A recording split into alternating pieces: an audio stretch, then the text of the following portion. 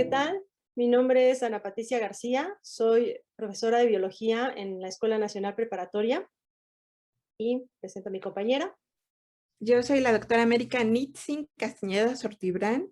Trabajo en el Laboratorio de Genética y Evolución de la Facultad de Ciencias. Y juntas vamos a explicarles esta práctica sobre extracción de DNA como un método fácil y casero. Adelante. Hoy les vamos a hablar de la molécula del DNA o ácido desoxirribonucleico. Esta molécula la podemos encontrar en su forma compactada si estudiamos, por ejemplo, plantas de cebolla y vemos sus raíces.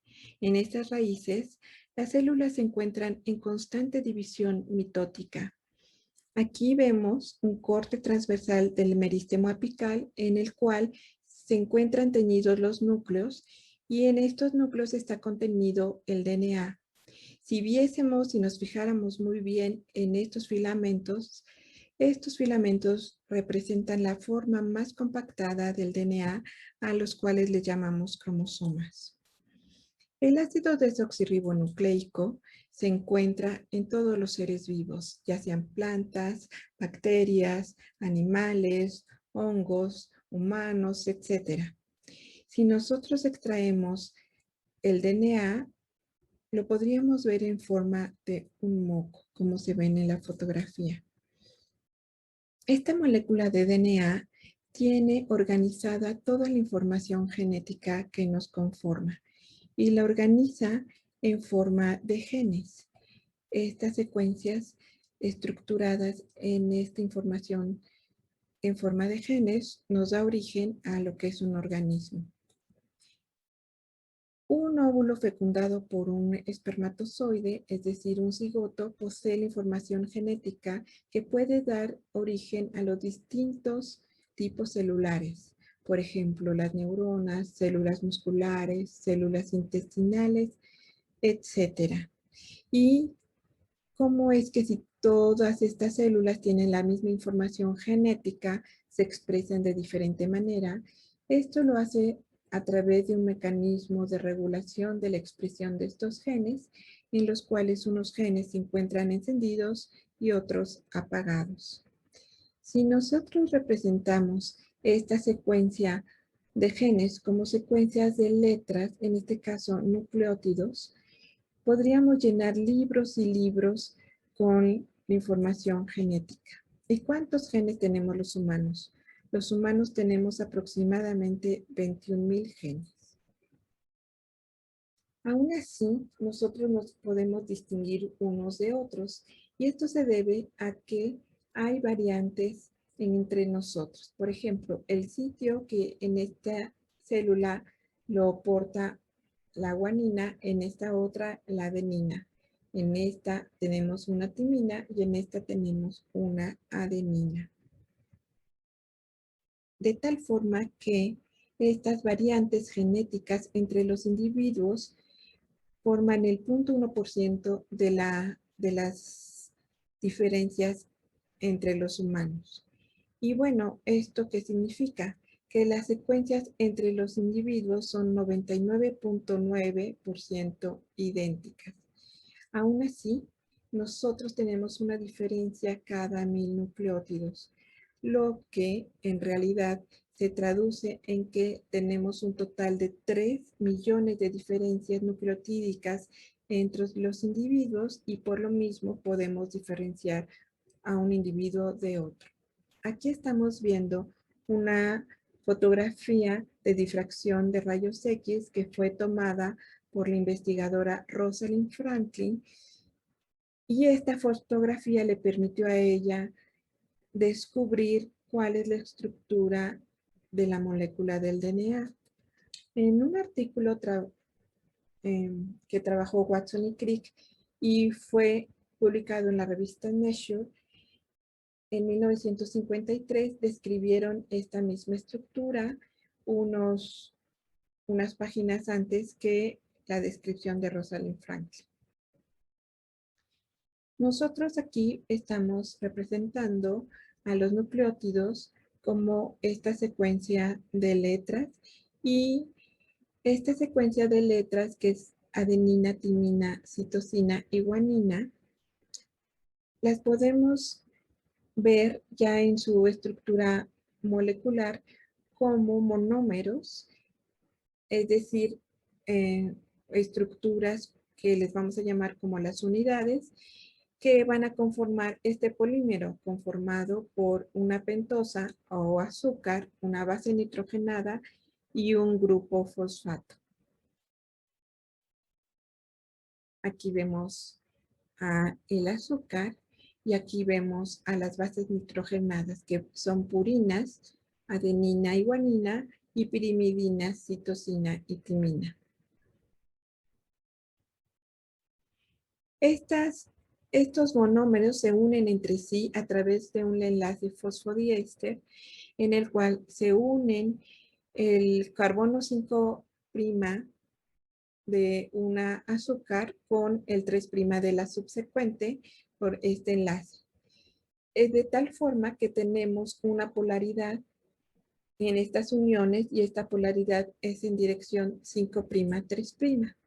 Aquí vemos que las cadenas están unidas a través de los nucleótidos, siendo 2 puentes de hidrógenos entre adenina y timina y 3 entre guanina y citosina.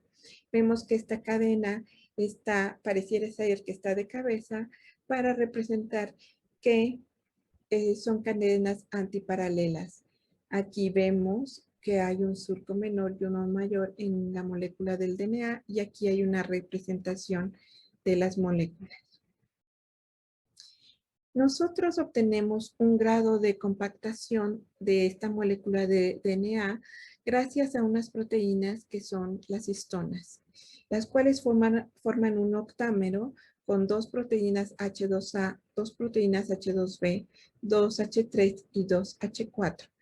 Y estas proteínas van a formar junto con el DNA que se enrolla alrededor de ellas, van a formar los nucleosomas que los podemos llamar como, o los podemos representar como si fueran las cuentas de un collar de perlas. De tal forma que vamos a ver un grado de compactación de 2 nanómetros a 11, a 30, a 300, a 700 y finalmente en un cromosoma súper compactado, es decir, en la que ya todas estas estructuras se llevaron a cabo para formar este cromosoma mitótico, tenemos un ancho de 1400 nanómetros. Muy bien, entonces hoy vamos a continuar con esta segunda parte sobre la extracción de este DNA casero. Primero vamos a necesitar una fresa o cualquier otra fruta suave, una bolsa de plástico, de preferencia que tenga cremallera, que es como el Ziploc con el cual podemos cerrar la bolsa, pero si no tiene eso, bueno, de todas formas una bolsa de plástico, que solo cerciórense que no esté rota, por favor, porque vamos a poner contenidos líquidos dentro. 2 vasos de vidrio, los que tienen en casa, 2 cucharitas, las que conocemos como cucharitas cafeteras, un poco de jugo de piña, vamos a ocupar un poco menos de medio vaso, entonces para que si pueden conseguir este jugo de piña estaría bien. Si por algún motivo no tienen jugo de piña en casa, bueno, lo pueden sustituir por agua. Una coladera pequeña, de preferencia que tenga los orificios, los poros muy cerrados, un jabón líquido, un poco de jabón líquido, también vamos a ocupar unas cuantas cucharadas, pues va a ser poco. La sal también, vamos a ocupar menos de la mitad de una cucharadita, entonces un poco de sal. Alcohol, vamos a ocupar menos de medio vaso, de preferencia frío, se lo pueden colocar una o 2 horas antes en el refri y después ya lo sacan para utilizar.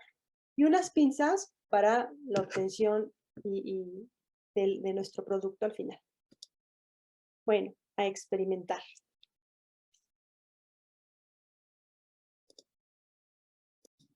Lo primero que tenemos que hacer es medir alrededor de 50 mililitros de jugo de piña, ¿sale? Tenemos aquí jugo de piña, que es lo que vamos a ocupar.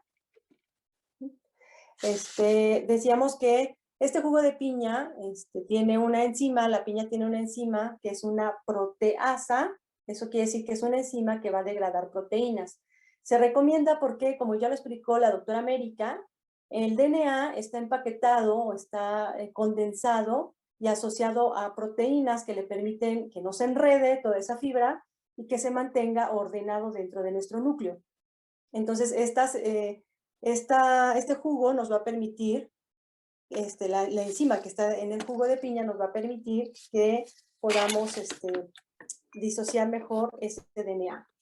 Si no tenemos, bueno, ya les decía que pueden utilizar solamente agua, ¿ok? Pues aquí tenemos, yo ya medí, tengo algo para un pequeño tubo que viene calibrado y ya puedo revisar que aquí mide 50 mililitros y con eso yo ya medí la cantidad. Si ustedes no tienen un instrumento para medir el volumen, vean, del tamaño de este vaso, que es más o menos el que comúnmente tenemos en casa, alrededor de 250 mililitros, pues vean que 50 mililitros es hasta acá, como un poco más de la cuarta parte del vaso, ¿vale?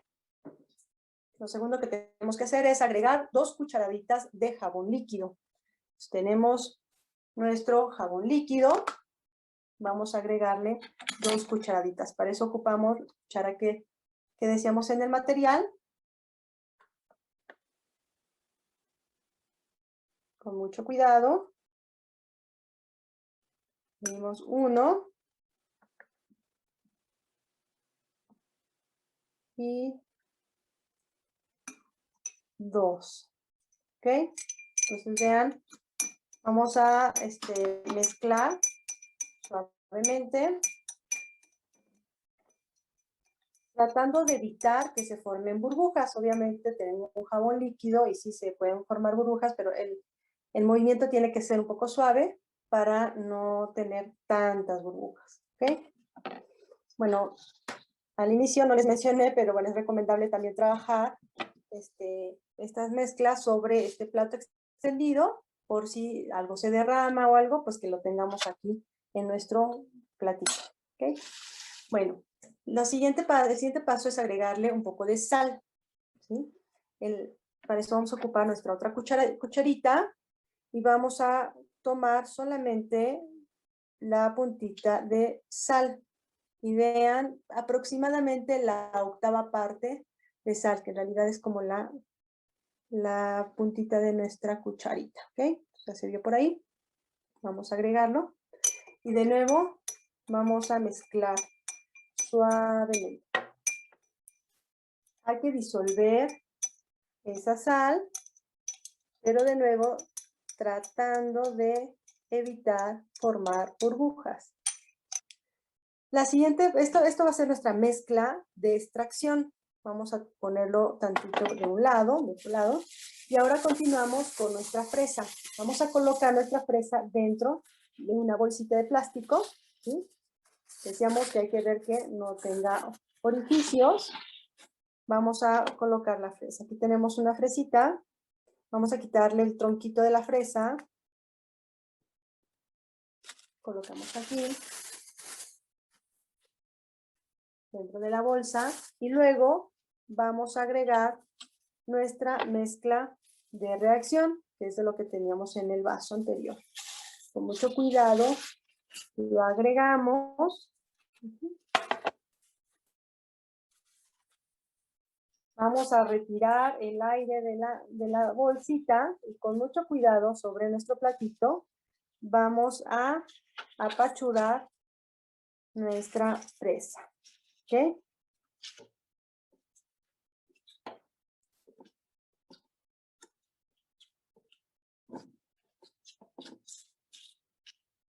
Hay que tener mucho cuidado, sobre todo las que tienen uñas largas, para que no vayamos a romper la bolsa. El DNA está dentro de las células y lo que necesitamos es obtener, disociar todas esas células, como macerarlo lo más que podamos y que queden libres la mayor cantidad posible de nuestra de nuestro tejido para obtener el DNA de las células. ¿Okay? Entonces ahora vamos a colar. Aquí tengo la coladera que pedimos, estas pequeñas con orificios muy cerrados. Entonces con mucho cuidado vamos a colar nuestro contenido. Vean que la parte líquida va atravesando y todo el tejido que no pude macerar bien, pues va a quedar aquí arriba. Con la ayuda de una de las cucharas, puedo ayudarme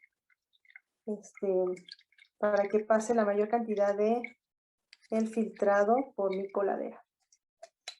Ya que hayamos colado, pues vamos a ver que aquí arriba quedan estos tejidos. Esto lo vamos a dejar a un lado, eso ya no nos va a servir.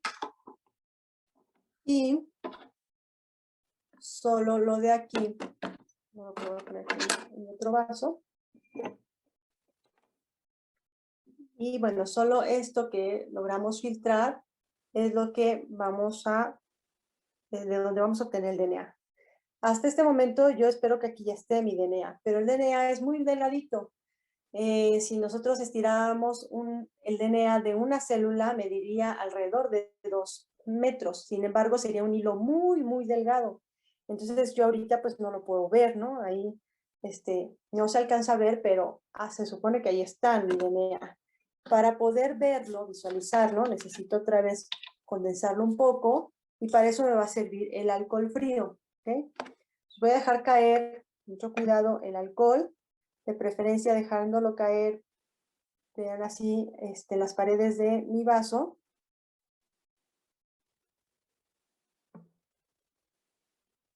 Más o menos vamos a colocar el mismo volumen que tenía mi filtrado, lo voy a colocar para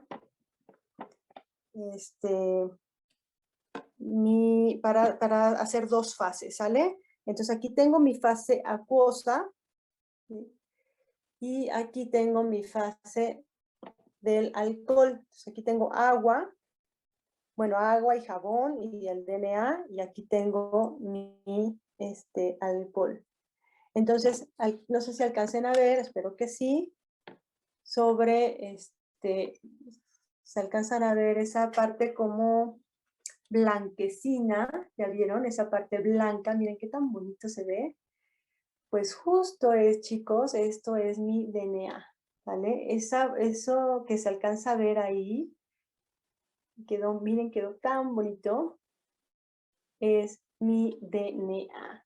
Bueno, no mío, es de la fresa, ¿vale?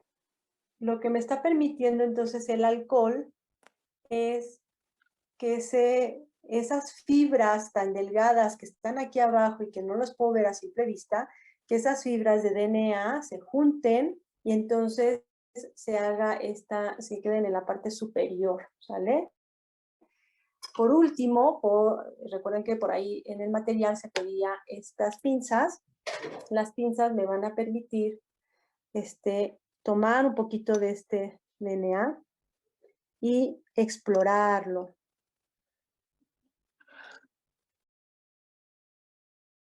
Este es el DNA, las fibras de DNA de la fresa. Les agradecemos, gracias por ver este video.